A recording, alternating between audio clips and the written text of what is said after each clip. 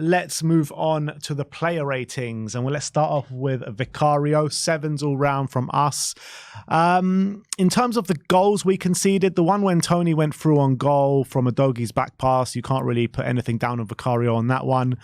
The other one, though, I thought he should have maybe punched it out of sight or cleared it in a better way, which he didn't. It kind of just fell straight to Morpie, but I'm not going to mark him down too much on that either. I thought everything else he dealt with really well, to be honest. He made 3 good saves during the game. He was catching a few crosses during the day.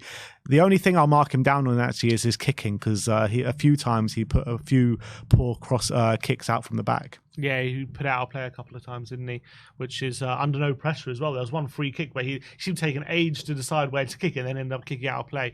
I actually don't like. I think his kicking's okay, but I don't think when I look at his kicking technique compared to like Edison or Allison, I don't think he's on that level.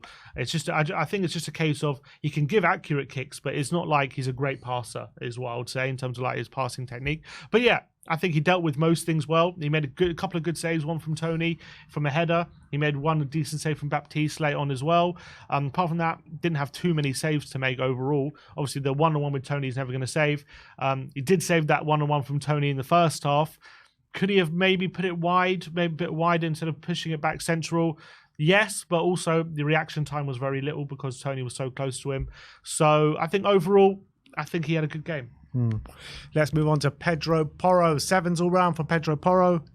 A bit of a mixed game from Pedro Porro, in my opinion. I felt like what we have been accustomed to seeing to Pedro Porro so far this season is really strong attacking play, and I don't think we saw that on a consistent basis against Brentford yesterday, which was a bit of a letdown. But I felt like he dealt with most things that came his way defensively down that side, and I think that's an aspect of his game which he keeps getting better and better at every single week. And for the last couple of weeks, to be honest, I think his attacking play hasn't been as strong as it has been all season, but his defensive displays have been spot on. Yeah, I thought he played a great pass for the third goal into Højbjerg, which was like almost like a press splitting pass basically, and those passes are invaluable, which he's so good at into the center of the pitch. He's got great vision.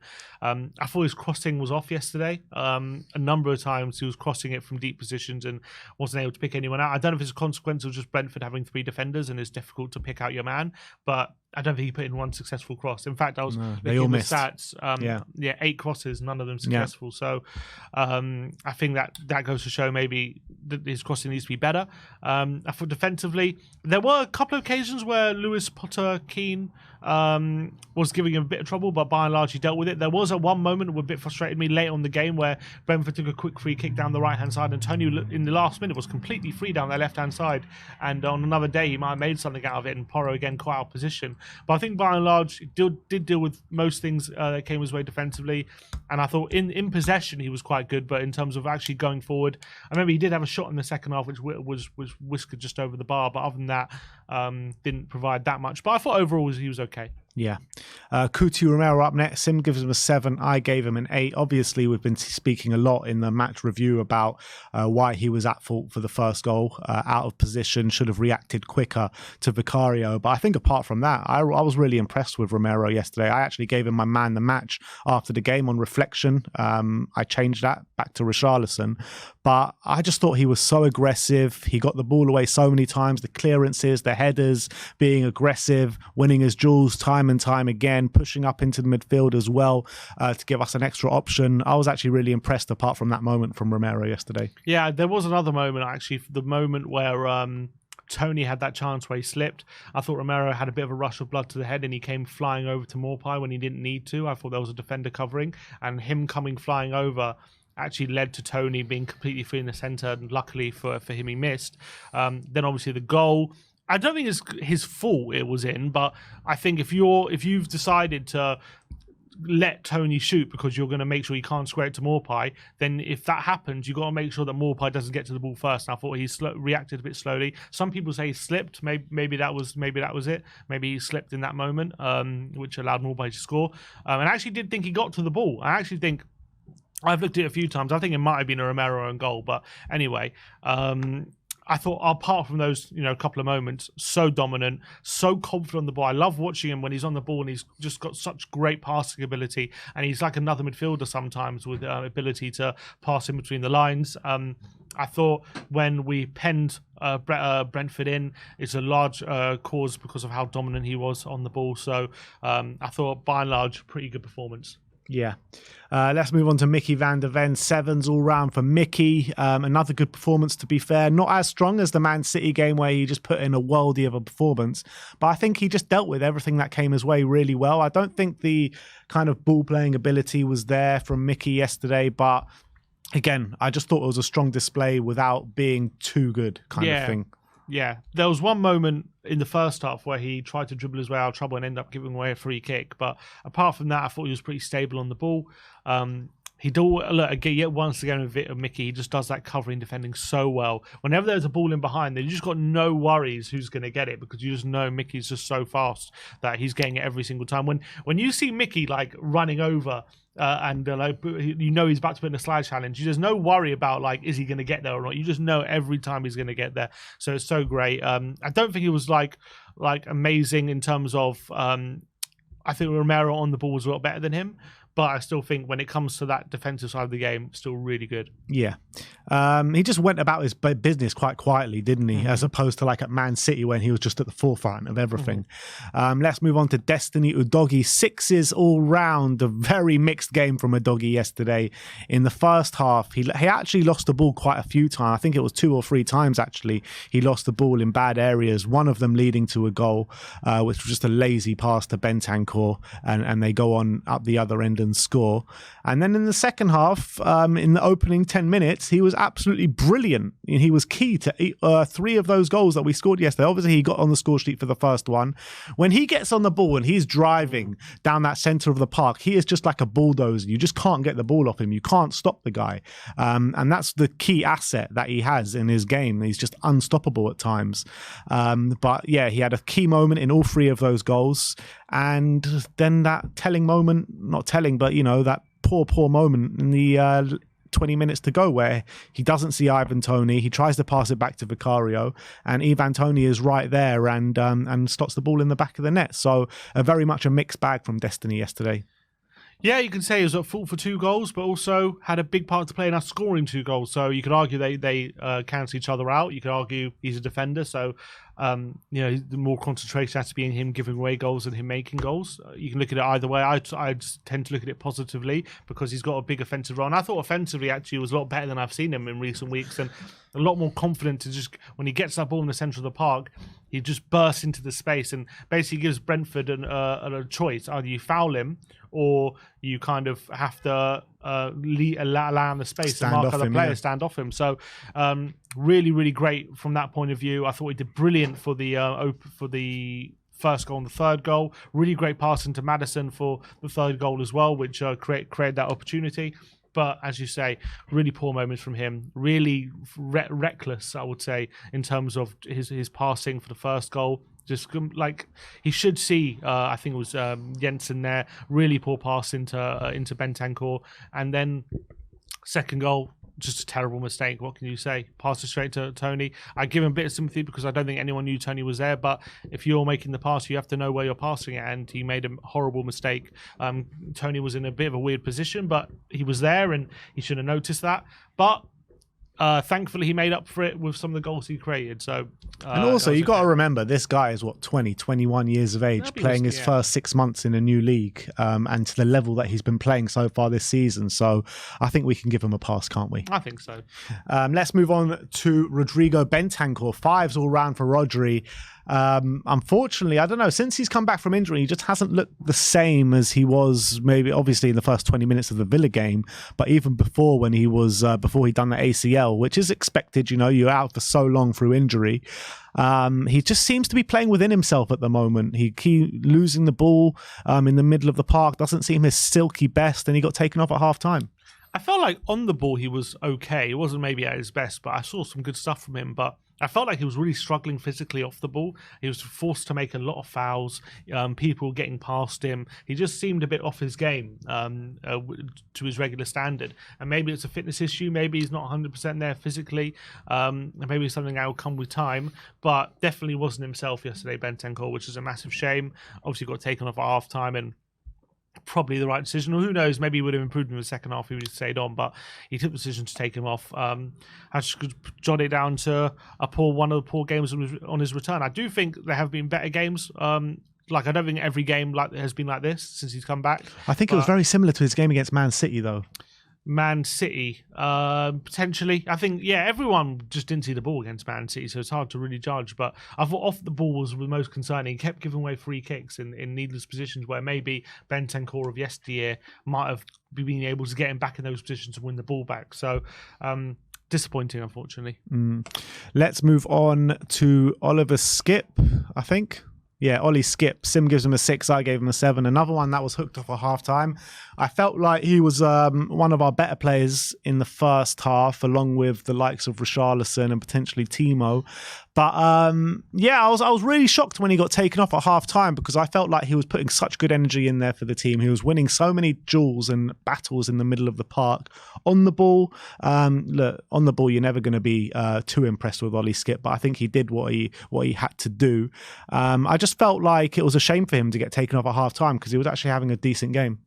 Yeah, I felt like we did lack that bit of guile, obviously, with him there. Maybe that's the reason why Ange decided to change it, bring Kulusevski on, have that bit more just quality on the ball and decision making, which Skip was, definitely lacks in the offensive areas. I thought defensively he was really good, and I actually thought he was causing a nuisance in terms of he was winning free kicks as well. He was making things awkward for the Brentford midfield, but Ange took that decision. I thought he was probably our best midfielder in the first half. I thought he was actually pretty decent, but I still don't think it was like a performance where he had to stay on no matter what. It's still like, I wouldn't say it was like bad, but he was decent. I don't think it was anything special. It's just harsh to take him up at half time because he was our best midfielder. But in terms of tactically, it probably made sense. James Maddison returned to the starting lineup. We gave him 7s. In the first half, he did seem a bit out of sorts. Didn't seem like his usual self. Looked very rusty, which is kind of expected. But I think he came out with a different mentality in that second half, and he looked really good. He grew into the game in a massive way. They found it really hard to get the ball off him, especially in the box. He was twisting and turning. All the dribbles on the night were successful. 3 key passes on the day as well. He forced that goal that RICHARLISON scored for our 3rd.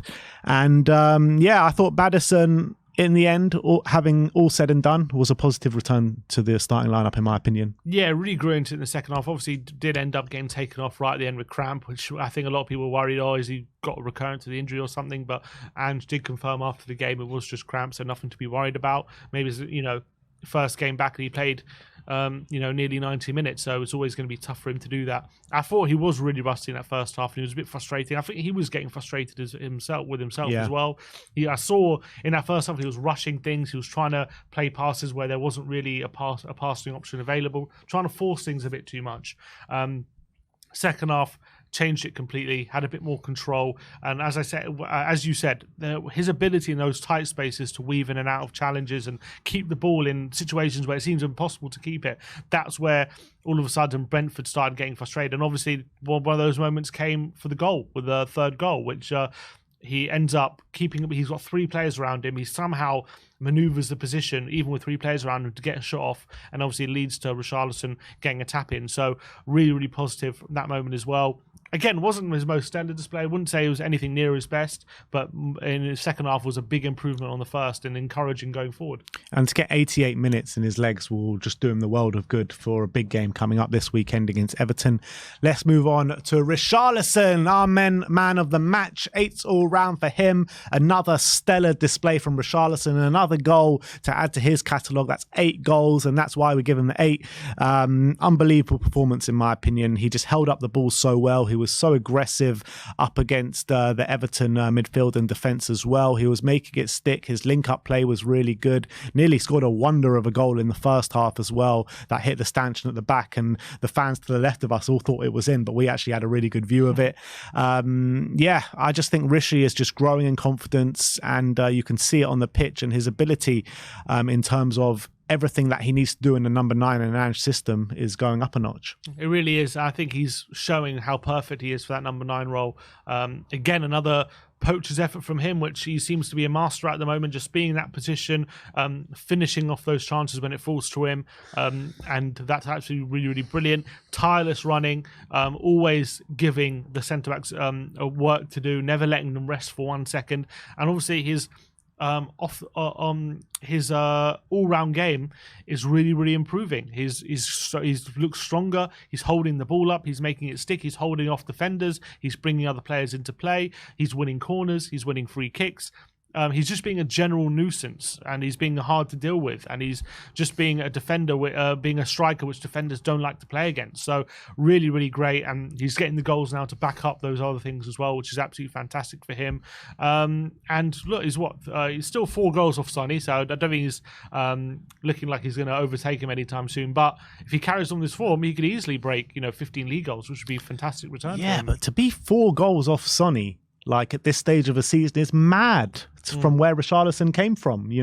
First half of the season, he couldn't hit a barn door. He couldn't even trap a ball. He couldn't control a ball. And now he's only 4 goals off Sonny. So that is a major credit to where he's come from. Yeah, and I think I looked at his stats as well. I think goals and assists per 90. I think he's like in the top 10 now in the Premier League. So just goes to show how effective he's becoming. Yeah, and he's silencing all the trolls. He backed up Maddison, didn't he, with that goal celebration yesterday, which was great to see. And he actually he ran back and gave Maupai a little shove after he scored as well. Don't shithouse a shithouse. Yeah, exactly.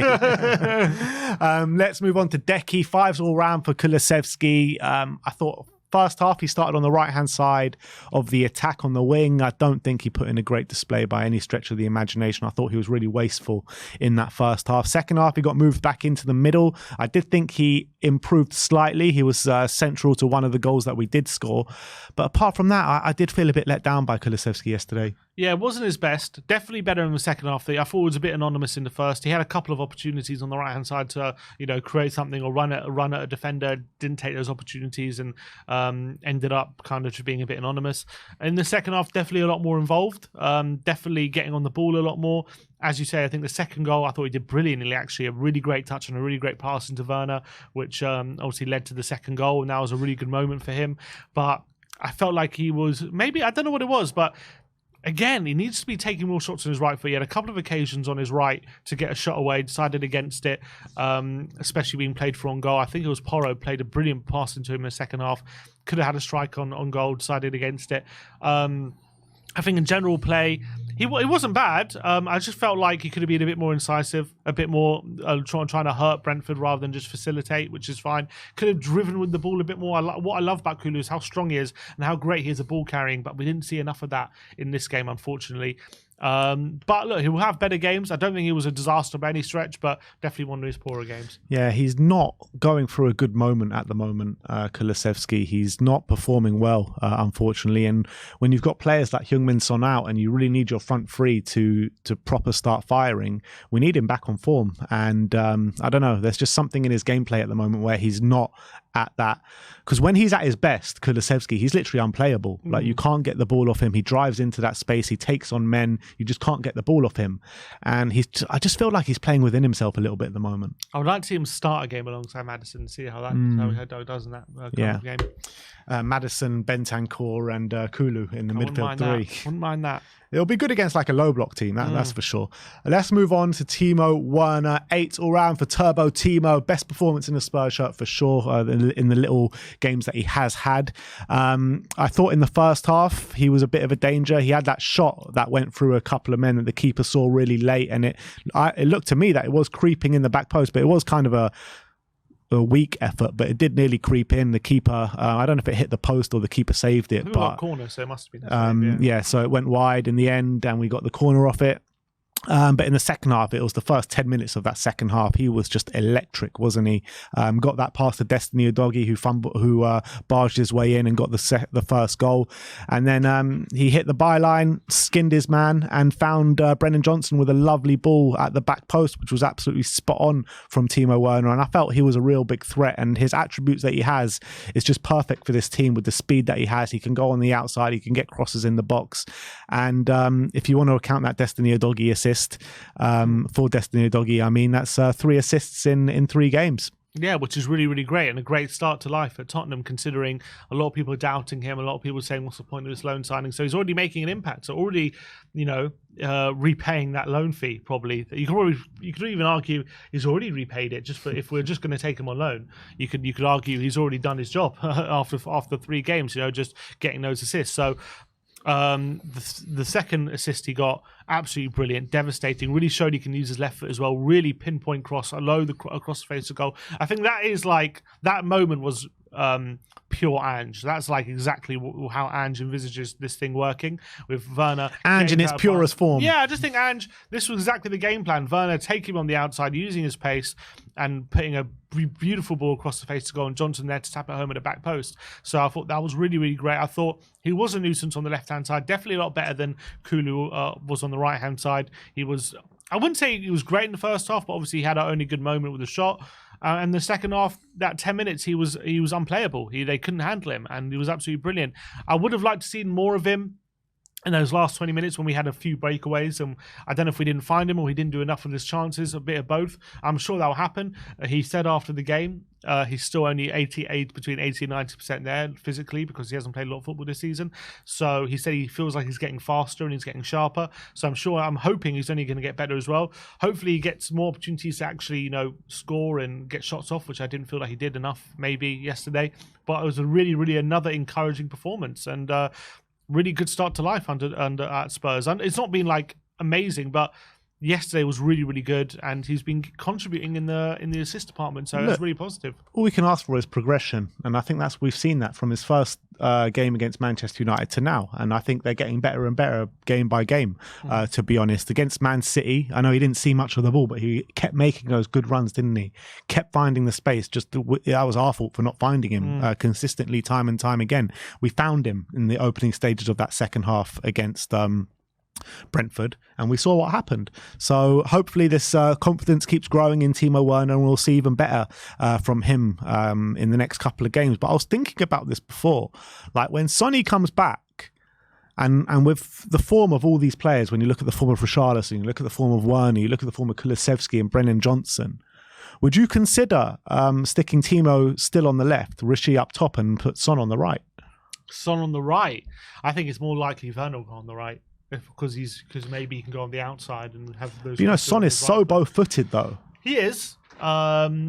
He is both-footed, but I think I've never been convinced by him when I've seen him on the right-hand side, Sonny. I don't know why. It just doesn't. For some reason, he doesn't like to cut in on his left consistently. He prefers to. We've seen him do it before, though. No, of course, but usually it's when he's about to take a shot, he'll cut in on his left and go for it. But for some reason, when he's playing on the right-hand side, he finds it a bit awkward. I don't know. I think in that position, I'll probably go for Werner on the right and get him going on the outside of his defender and getting crosses in that way, with Son sticking on the left of his shot. I think I've ever seen Werner play on the right, though. Has he ever done it? A few times, yeah. He has. And maybe, he has. I don't know to any great effect, but he has. And maybe even you could have, if Richie gets injured or whatever, or comes out of form, you could even have games where Werner's up front potentially, because we know he can play that role as well. So look, really exciting, versatile options there. Yeah, I would really like to see that front three of Sonny, Werner, and Richie. Yeah, it would be very interesting. Yeah, we saw Johnson on the right and Son and Werner, that pacey front three. But Rishi, you just can't take Rishi out of the team at the moment. That's the reality. But let's move on to the substitutes. Brennan Johnson, 7s all round for Brennan. Come on, got the goal straight away. Really good positional play. He was saying how disappointed he's been with his form about not getting in the right areas, and he exactly did that. Got in the right areas for this game. I felt like after his goal, he was kind of non-existent in the game, to be honest. I don't remember too many good things that he did do. He was buzzing around, but didn't really get too involved. But you got to give him credit for being in the right place at the right time and putting the ball in the back of the net. And he gets an extra mark as well for the shithouse celebration against Morpie. Yeah, I felt like that goal gave him some confidence, not necessarily to really take the game to Brentford in terms of like, creating chances and stuff, but I did feel like I saw a bit of confidence on the ball from him in terms of keeping it, skipping past the player and then facilitating more possession and things like that. So that was positive. I agree with you. In terms of after his goal, did he really get any crosses in or any shots or anything like that? I don't remember too many. So that's definitely something to point out. But as you say, good positioning for the goal. Really great for him to get to the back post and getting those positions. He admitted himself after the game he hasn't been in the best form, so hopefully that goal can give him a lot of confidence going forward. Yeah. And finally, the last player that we're going to rate is Pierre-Emile Højbjerg, sevens all round, who also came on at halftime for Oliver Skipp. And I felt like he impacted the game in a positive way. He gave us that more physicality in the middle of the park. I felt like he was better on the ball than what Ollie Skipp was in the first half. And I just love his mentality. Never stops running, provides an option for us all the time, was important for us in those first 10 minutes of the second half when we got those goals as well. So you got to give him some praise. 100%. And I think he came on and really calmed the game down. I think he maybe the team were getting a bit riled up in certain situations, and maybe he came on and gave a bit of a clearer head to everyone, make sure they're concentrating on the job in hand, gave us a bit of extra bite in the middle as well, winning the ball in good areas. I did feel like after we went 3-1 up, he actually then reverted to being a bit frustrating because he had a few sloppy passes and could have cost us. But I think overall, really positive impact and a really good second half performance from him. And the other subs that did come on, Radu Dragusin, first game at the Tottenham Hotspur Stadium. I thought he was actually winning some balls in the air, wasn't he? We reverted to a back three in the last few minutes of the game. There was one worrying moment from Dragusin where he just let the ball bounce in front of him, which could have ended in a different way. And also Jamie Donnelly, who came on in the last few minutes and did a really good foul to earn that yellow card where Brentford could have been on the counter-attack. Yeah, they weren't on for that long, so not too much to say, but that's the only thing Donnelly did. But it was a good moment because Maupay looked like he was going to attack that space, and Donnelly was brought on to play in centre mid, so he had to be mature about it and to do things like that. So that was really, really good. I thought that was ballsy from Ange to put Donnelly in the centre mid. Maybe it shows the trust he has in him. Yeah. But let's talk about Ange now. Sim gives him an 8. I gave him a 7. Started the game like a house on fire, to be honest. It looked like we were going to go romp Brentford from the beginning. We had that really nice move where Kulusevski could have been through on goal, but it was called offside, but Kulu missed the chance anyway. And then for some reason or another, we just we lost our way. I felt like Brentford tried to get under our skins and it was working, to be honest. It really was. They were hard in the challenge with us, and Ange would have been really unhappy with what he saw for the majority of that first half. And unlike the Man City game where he took a while to make the changes, he made the changes straight away at half time. And I thought it impacted the game really well. You saw how well we came out in that second half. So his changes making a big impact in that game. New signing in Timo Werner making a real impact. His man management, but potentially RICHARLISON kind of bringing him to the fore as well. Worrying that we didn't keep going when we were 3-1 up and put ourselves under more pressure. But I felt, again, the changes that he made late in the game, Dragusin making it back to a back three, did do well for the team. So it was worrying how much of the time we were under pressure in the game, but credit to him that we got the 3 points. Yeah, I think so. And I think the first half, obviously we did, as you say, we did start really well, but maybe things went against us. We were getting involved in stupid situations which we didn't need to do, and Brentford getting on the wrong side of us and all that kind of stuff. And maybe young side, he even admitted after the game, we showed a bit of immaturity maybe in that first half, getting involved in too many stupid situations.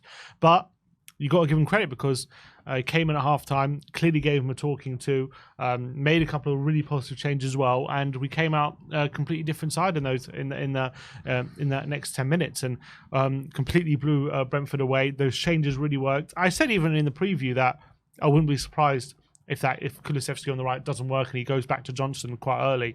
That's exactly what happened, and obviously those changes really, really helped and added a bit more quality, changed exactly the right time, didn't wait too long as well. In other games, maybe he wouldn't have changed it at half time. He would have waited till like the 60th minute or something to see if things would have changed, but he went early, he decided he'd seen enough, and that was really, really positive. And I do feel for him because, in the last 20 minutes we were under the cosh, and obviously he brought on Dragusin to see out the game. But, I'm looking on the bench. There's just not much there for him to really come to change it in terms of adding that extra energy in the forward line and giving the team a second wind. And that's why maybe we were, penned in a bit in that last stages of the game and under a lot of pressure. Could have dealt with it a bit better, but we did end up getting 3 points and seeing it through. And I think Ange was a big part of why I won that game with his changes. So I gave him an 8. Yeah. All right. Well, that is your player ratings.